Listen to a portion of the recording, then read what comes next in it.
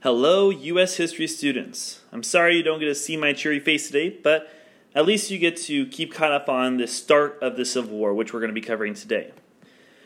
Please follow along. I have given you guys a note sheet that can help you follow along with these. However, if you want to just use your regular notes, that's perfectly fine too. You decide how you want to take this material. But we're going to begin by looking at the past and present question as usual. Please make sure you take some time to try and answer those before moving on. First, past question, when did South Carolina decide to secede from the Union? We just covered this earlier this week. You should be able to figure it out, but if you don't, go back in your notes, find that answer. Our present question, which side did General Robert Lee fight for? If you guessed the Confederacy, you guessed correctly. So now we can move on to looking at our new material, talking about Fort Sumter and comparing the Union and the Confederacy against each other today. Let's go ahead and begin with the first set of notes here. 4.1, Fort Sumter. Okay. Now, Fort Sumter is located in South Carolina, which means that it's located in the Confederacy, but it was controlled by the Union. And this Union fort was running out of supplies. They didn't have enough food. They were going to pretty quickly here have to give up the fort. And so Lincoln had to make a choice. He could either try and use his army to attack the Confederacy, and that would start war, or he could just ignore it and lose the fort, and that would then give the fort over to the Confederates and actually make the Confederates win. So instead, he decided to put the ball in Jefferson Davis's court by saying that he's just going to send food for hungry soldiers. That's it. Well, of course, now Jefferson Davis has the same decision. What does he do? He ends up deciding that it was best to try and take the fort and start the war. So on April 18th, 1861, we begin our Civil War with the bombing of Fort Sumter by the Confederates. It was bombed for pretty much one full straight day, and surprisingly, nobody was killed on either side. There really wasn't much shots shot from Fort Sumter, but there was a lot of shots from the Confederate ships. While no one was actually killed, there were a few injuries, but most importantly, it rallied both sides. And while Fort Sumter fell to the Confederates, this is going to be seen as the start of the Civil War. It's going to be seen as the first movement, and while it does take a while to get both sides ready for this war, this is really where it begins. Now, as we will look at all those different battles you'll see on the back of the notes section, we're not going to get to any of those today. Instead, our focus is going to be looking at who has the advantage. How can we compare these two sides? And we're going to start with a very, very important demographic, and that is population. Who has more people? And what do you think that answer is? Would it be the Union or the Confederacy, the North or the South? And the best answer, of course, is going to be the North, which is still greatly populated today. So go ahead and fill in that chart or take your notes as you normally would, either way. But look at those different numbers. The North has 21 million people in their 23 states that they control in the North and the West. In the South, they only have 9 million people. But that really doesn't actually give you the full picture, because it doesn't care how many people there actually are. It's how many people can you actually put into the military, who is eligible to fight in this war. And the North has 4 times more people than the South does that could fight in this war, because the South has a whole bunch of slaves. The South doesn't have a whole bunch of immigrants or other people that they could send to fight, and therefore they're going to have a huge disadvantage. Look at that map on the right-hand side of the screen there. You can definitely see the very dark browns, which shows the population density of the North is much greater than the very light oranges that are going to be found in the southern states down below. So this is the first big thing. You have to have people who can fight, who you can send to die for your side. And over time, the North is going to have a much greater advantage on that side. go ahead and make sure we finish with that and then continue on.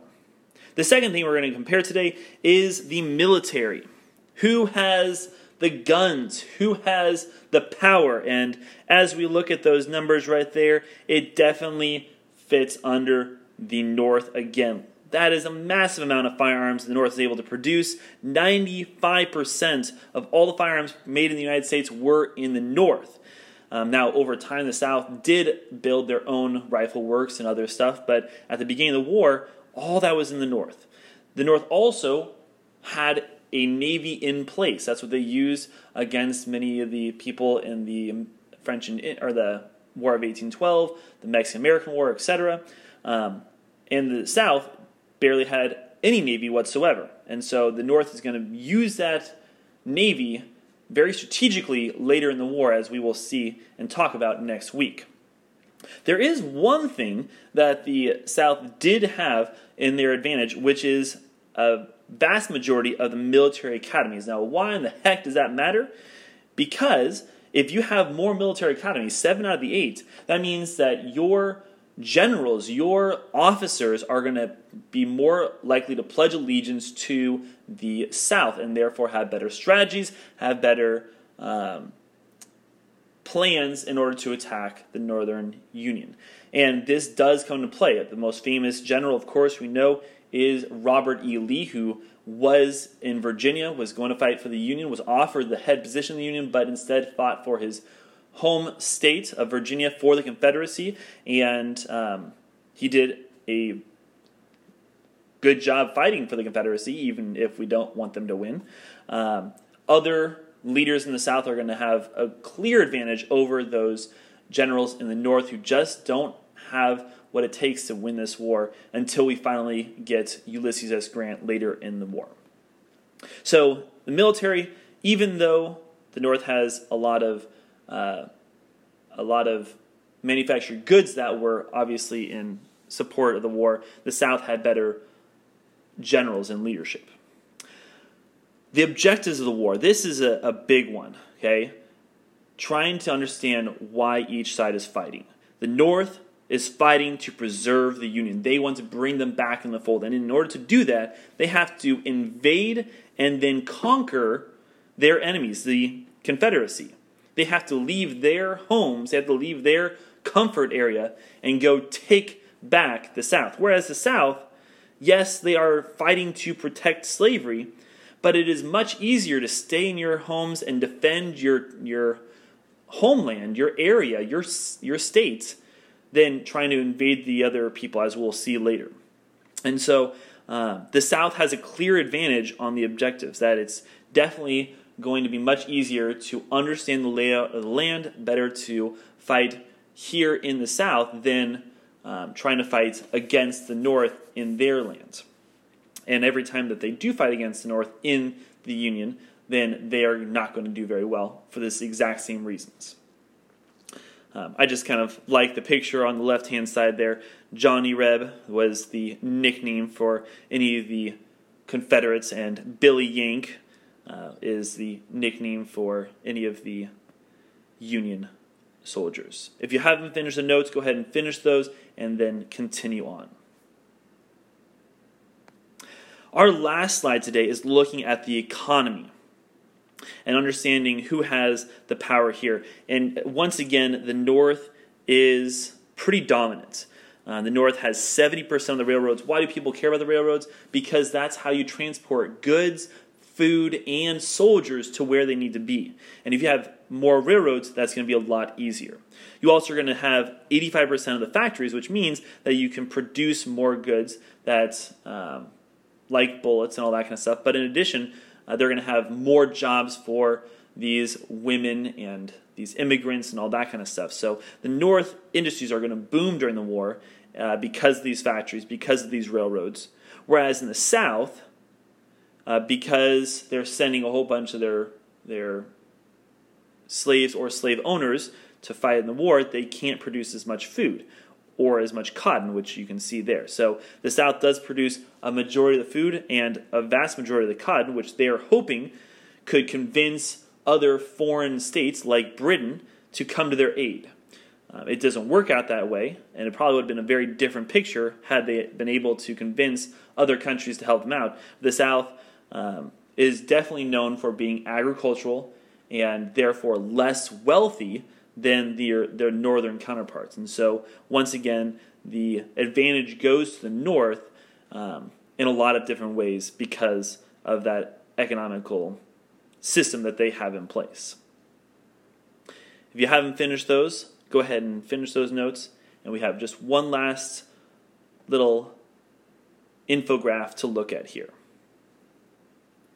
To close today, I wanted to show you this infograph of comparing the North and the South. As you can see, the North is going to be in blue, the South is going to be in red, and in pretty much every infograph we can see that there is a clear advantage for the Union. Yes, you don't have several things in there that show how important for the military commanders or for the objectives. However, for the population, definitely clear advantage to the North. Factories, obvious advantage to the North. The railroad, the amount of farmland, even though there is more farmland in the North than the South uses it in a different way. And then finally, the actual industrial product, how much money they make in a year. So, as you can tell, the North definitely thinks that they have this in the bag. They're going to win this war easy. And what they found out is even with all those advantages, it's still going to be a hard-fought war, and it's going to take a while. That is the end of the notes today.